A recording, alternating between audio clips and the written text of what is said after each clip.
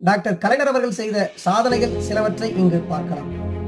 மிக சிறுபான்மை சமூகத்தில் பிறந்த ஒருவர் தமிழ்நாட்டின் முதலமைச்சர் ஆக முடியும் என்று நிரூபித்து காட்டியவர் டாக்டர் கலைஞர் அவர்கள்.